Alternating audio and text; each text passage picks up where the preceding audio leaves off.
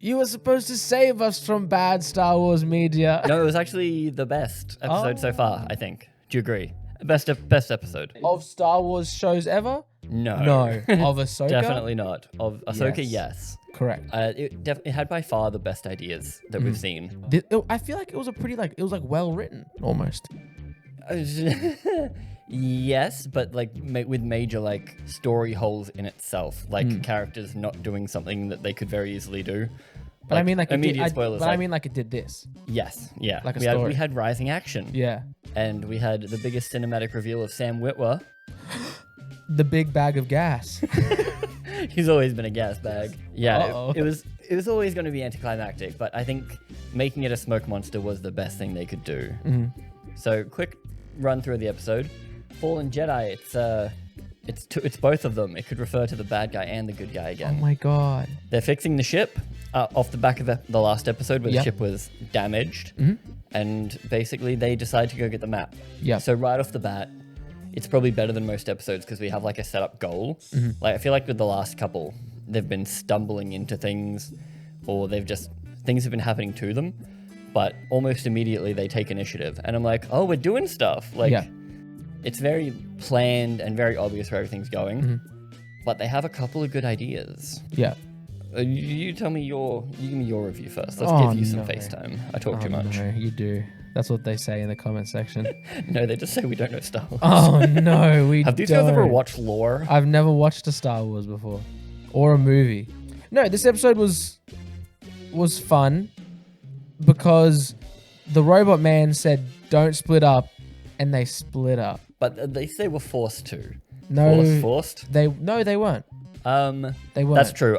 They could have double teamed Shin immediately. Or Ahsoka could have just killed her in 1 second. That's one of the things I meant when I said things happen because they have to happen for the show to happen. Yeah. Which is fine usually when there's one or two things, but like that, it's every character kind of does something in this episode that you're like, okay. Yeah. Well, it's like I hate the thing when anyone's critiquing a movie or a show and they say something that was a dumb idea and people just combat it with, but it's a show. Yeah. It has to happen so the show can happen. Not if good writing happens. You're allowed a few. But no, quick run through of all the times it happens, just to show that it's not me just whinging again. Yep. From the get-go, Robot is the only one outside. Ahsoka and Sabine are inside when they're in enemy territory. Like, they're not standing guard or anything. Yeah. And then they encounter Shin and Sam Witwer. And then they're fighting Shin and Sam Witwer. Sam Witwer gets exploded. Spoilers. Very quickly. I mean, he puts up less of a fight than in the last episode. And then instead of double teaming Shin, like everyone wanted to see. Like we wanted to see. She instead runs to go get the map, which would make sense if they knew there was an imminent countdown. But there was still like 8 minutes, and we didn't, like, only we knew that. They didn't know there was a time limit. If there was a time limit, why were they hanging out in the ship? Like, there was no urgency until this moment where she's like, run, go get the map. And then we move into the fight with Baylan and Ahsoka. And Ahsoka could have destroyed the map. Yep. But her plan is to destroy the map. Then it isn't to destroy the map. Then it is to destroy the map. So you can kind of get away with like, oh, maybe she did want to save Ezra. Yeah. But she talks about earlier that's not worth it. Yeah. So she could easily have just hit it with her lightsaber, but instead, or like use the Force. Yeah. But instead, pushed into the ocean. She feels the need to pick it up with her hand and gets injured for it. The witch lady could have stayed with Baylan, and then they could have double teamed Ahsoka. She could have stayed there and witch magicked Ahsoka while he beat the shit out of her. She fucks off so that they don't have to do that, so it can be a one-on-one because that's cooler. But then just before Ahsoka gets off-screened, they're in a lightsaber power struggle, and then Sabine comes in from behind Baylan and could very easily shoot him in the back, but instead threatens to shoot the map. That's a cool move if he wasn't already defenseless. And then I guess Hera rocks up late to the party because, again, if she rocked up earlier, the last episode wouldn't have happened. Yeah. If Hera just rocked up on time. Yeah. So not whinging about it, just saying there's a lot. Like, it's every single beat in this episode has that. Yeah. There are some good stuff though that I like. Yeah. Like the whole kind of moral struggle that Ahsoka goes through this episode, I kind of like, because on the ship, she tells Sabine, if it comes to it, we should destroy it because it's better that we don't see Ezra throw it into the fire. Like no one gets to see anybody, then we both get to see who we want to see. And so says that to Sabine. She goes, Ezra is worth the sacrifice to not have a giant war. Correct. Because again, blue man equals war immediately. We do not want the heir to the Empire coming back. She said the thing. And allowing Thrawn's return as heir to the Empire. When Ahsoka is fighting for the orb, she does the thing that she told Sabine to think about. She has like a struggle and she's like, I should try my hardest to make sure that we can save Ezra. And then she ultimately loses because of it. And then we see that Sabine also didn't learn or think about that at all, because at the end of like that whole struggle and fight, she gives the map back to Baylan to finish off the map. Yeah, she chooses Ezra basically. He says, I promise to take you to him and we won't hurt you. Which we also called. Yes. Sabine would need to make the choice. I guess it's thematically obvious. And it's way too early for her to make the good choice. We see Ahsoka like almost have like a little bit of like use the Force in like a rage kind of way, which is a cool thing. She like gets angry and hurts. Yeah, we'll go through cool ideas. Finally. But we've only been waiting 4 weeks for it. It took a month for the good episode to come out. Ahsoka and Sabine actually had a conversation that I was mildly interested in this time. I feel like last week when she was doing the training and talking about like, oh, you are a Jedi, didn't give a shit. This week they actually talked about feelies. Yes. And I was like, okay. But they both did it while staring off into the distance. It was very much like, say a line and then go, ponder said line. Say a line, ponder said line. So bit much. Yeah. But still, it was a step in the right direction for sure. And then Ahsoka smiles, like you said. There was emotion. That was pretty crazy. Almost a little bit. Fell out my chair. Oh yeah, we had more good action. It's not shot super interestingly, except the samurai bit. Yeah. But I do like the way they're playing with the dichotomy and they're going like teams of two versus team of two, even if it is a bit too convenient. But I love Ray Stevenson this one. Yes. Baylan. He acted his ass. Like that was a character. Yeah. He's definitely the most interesting Sith we've had. Because I guess he's not really a Sith. Hello, Count Dooku. Hello, Palpatine. Hello, Darth Maul. I like Count Dooku in 2 where he's like, I miss my apprentice, but I could really use his help right now. Still don't exactly get why he wants Thrawn back. He says it's to secure the future. Yeah, you have to destroy everything to rebuild. We need to see a bit more of him to figure that out why. Yeah. And we might actually get that now that Sabine is on the ship with him. Like there's probably gonna be talking. We can at least just like Baylan talking about why or how he fell. Yeah, I think we can really get some good story out of that. They've kind of done it before with like obviously Jedi's falling, like Luke being like, oh, should I or shouldn't I?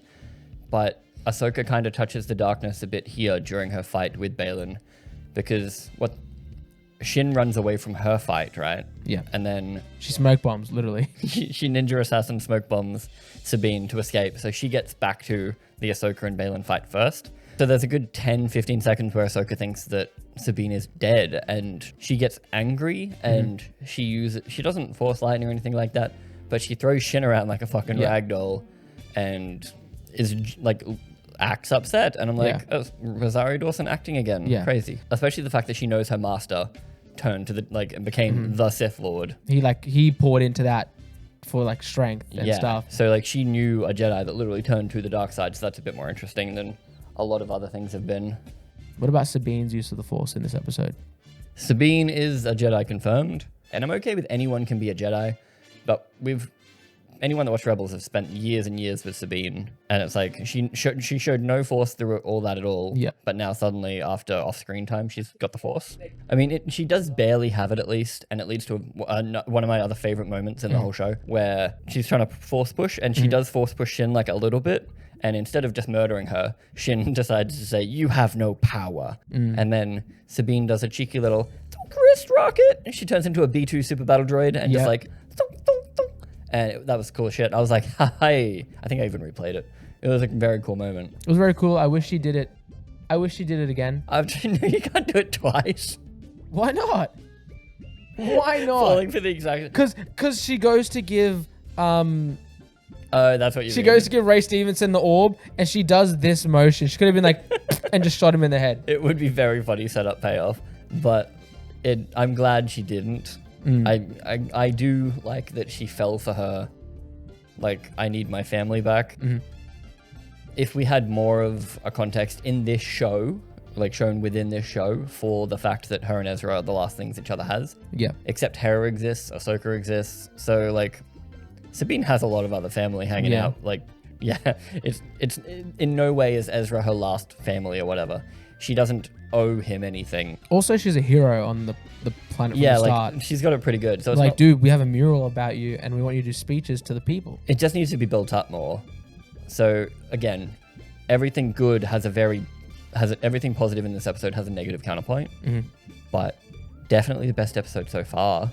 Yeah, so at the very end of the episode, after Siobhan goes with Ray Stevenson, we finally get Hera coming with like 5 X-Wings to come and save the day.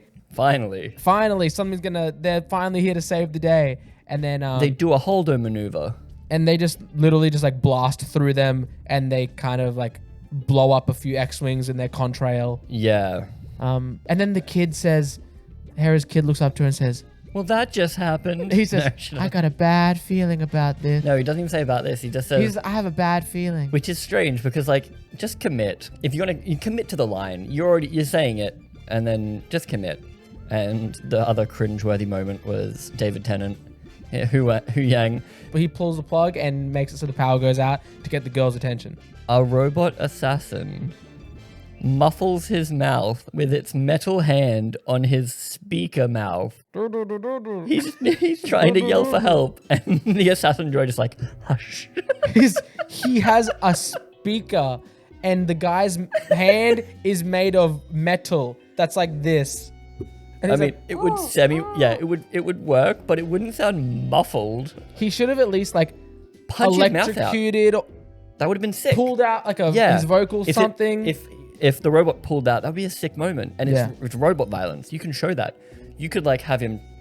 He could have like torn a bit out of his neck or something. Yes. And then when he says his "well, that just happened" line, you can like show him stuffing it back in. Yeah. Something or like we never announced that line, but yeah, after the fight, he looks to the girls and he goes, well, that just happened.